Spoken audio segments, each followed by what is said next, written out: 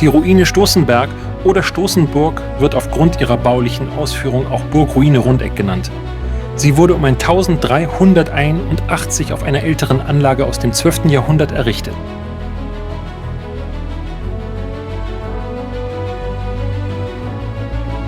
Die Ruine liegt auf dem ovalen Plateau eines Bergsporns oberhalb von Erlingshofen. Noch erkennbar ist ein längerer Teil der geschwungenen Außenmauer, die der Kante des Plateaus folgt, und ein kleiner Rest des Torgebäudes, das ebenfalls Teil der Außenmauer war.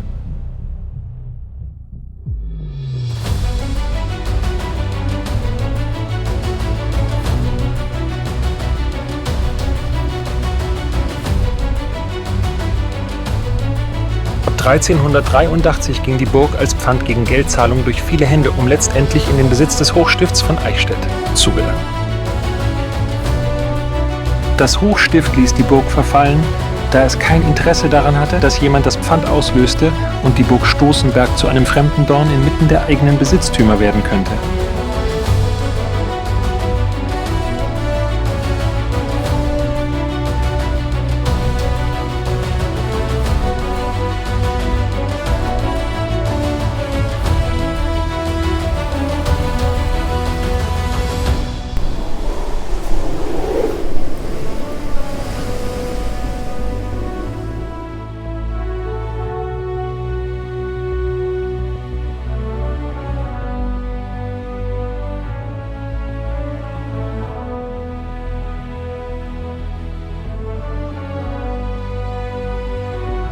Der Burg vorgelagert ist ein ausgedehntes Grabensystem mit 3 weiteren Gräben zur Hangseite.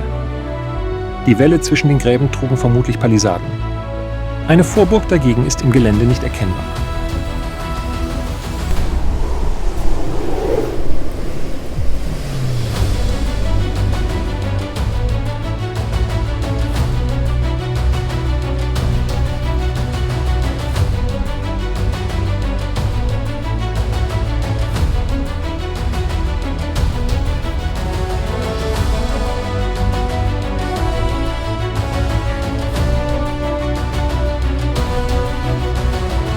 Die heute angelegte Treppe führt zu dem Rest des Torgebäudes, das vermutlich mit einer Brücke über den Halsgraben den Zugang zur Burg ermöglicht.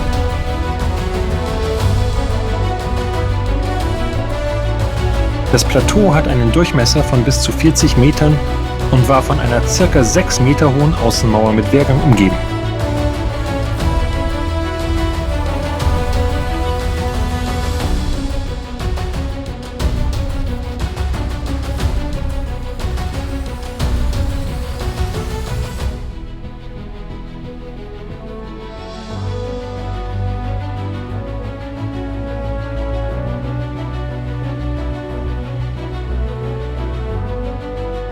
Um 1504 wurde von Nürnberger Kundschaftern berichtet, die Burg sei verlassen vorgefunden worden.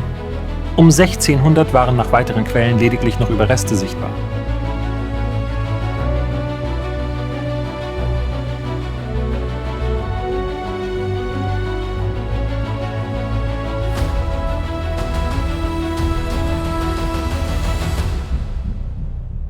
Einer Sage nach gab es zwischen Burg Rundeck und Burg Brunneck einen Drahtzug, mit dem die Bewohner, wenn Reisende oder ein Wagen des Wegs kam, ein Zeichen zum Raub geben konnten.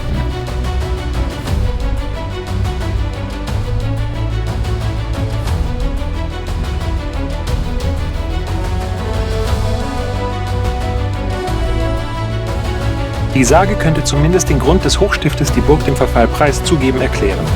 Da auch die nicht weit entfernte ehemalige Burg Wieseck im 12. Jahrhundert durch den Erzbischof von Eichstätt belagert und zerstört wurde, vermutlich aufgrund von Raubrittertum. Quellen sprechen von Übergriffen und Anmaßungen.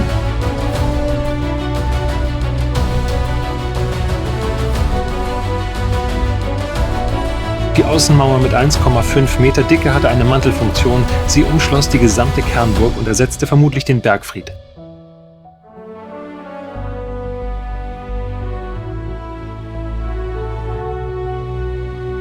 Damit befanden sich in direkter Nähe 3 Burgen der relativ seltenen Bauform Mantelmauerburg, daneben der Rumburg bei Enkering auch bei Burg Brunneck und letztendlich der Stossenburg diese Bauform ohne eigentlichen Bergfried angewendet wurde.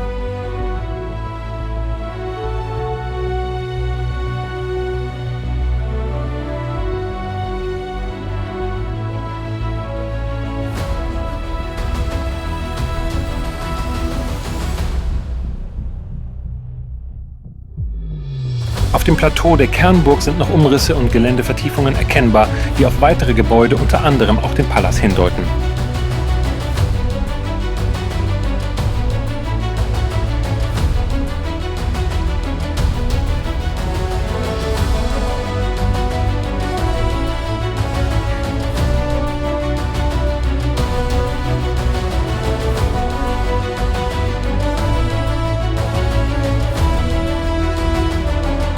Nach dem Grabensystem kommt der in den Felsen gehauene tiefe Hauptgraben, der das gesamte Plateau der Kernburg umschließt.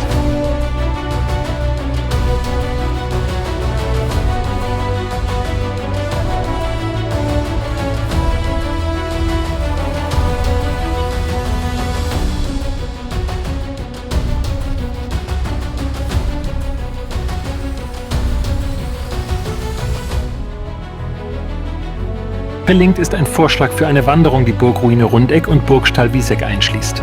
Vor Ort sind schön gestaltete Informationstafeln, die neben der Geschichte auch eine Rekonstruktion des Aussehens darstellen.